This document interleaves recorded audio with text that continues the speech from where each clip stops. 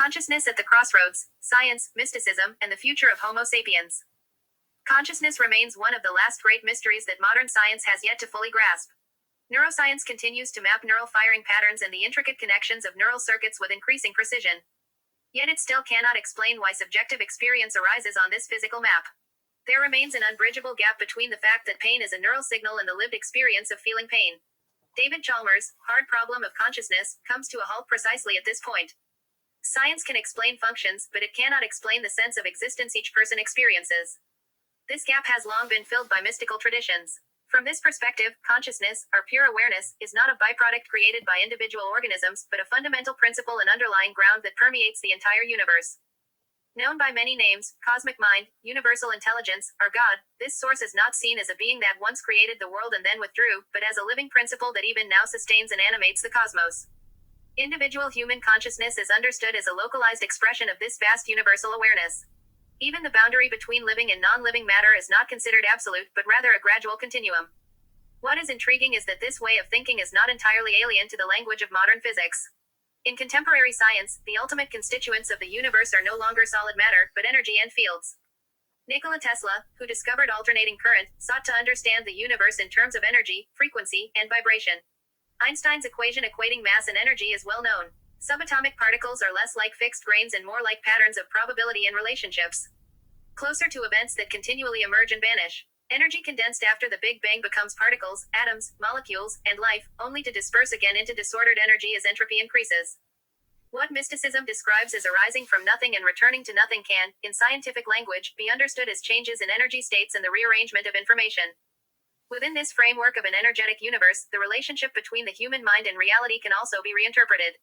Prayer or intention can be seen not merely as linguistic acts, but as transmissions of energy.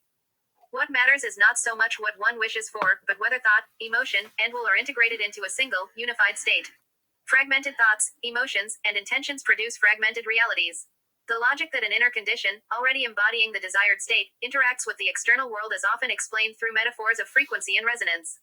This should not be taken as a strict physical frequency, but rather as a state in which the nervous system, emotions, and actions operate as a coherent pattern. The biblical phrase, "If your eye is single, your whole body will be full of light," can likewise be understood symbolically, not as a statement about sensory organs, but as an image of inner integration free from division. Modern life, however, constantly undermines this integration. Social roles demand multiple masks, easily separating speech, action, and emotion according to circumstance.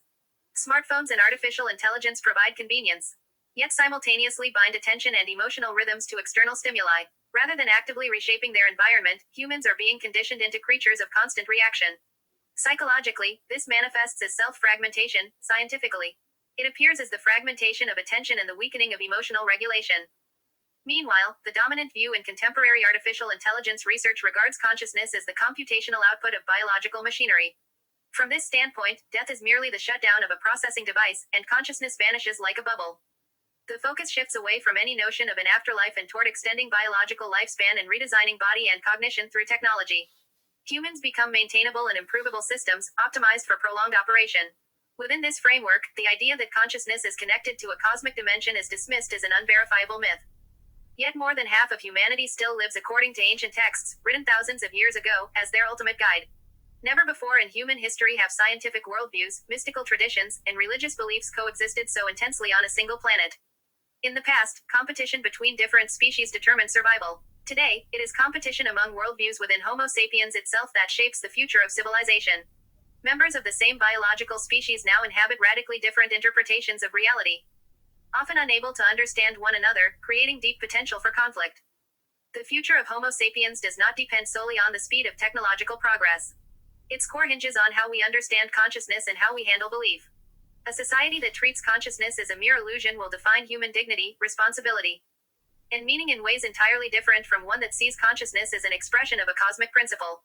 If consciousness is only a byproduct of biological machinery, then control and optimization become rational goals. If, however, consciousness is connected to the deeper structure of the universe, then integrating a fragmented mind becomes not only a personal practice, but a civilizational task. Perhaps the Homo sapiens of the future will not discard either artificial intelligence or mysticism, but will instead learn to endure the tension between them. When the humility of science, which admits its inability to fully explain consciousness, meets the restraint of mysticism, which resists reducing everything to consciousness alone, humanity may discover a third path. This path begins not with dominating the external world, but with recognizing and integrating the inner divisions within ourselves. The evolution of Homo sapiens is no longer driven primarily by the body, but by how we understand and work with consciousness and belief.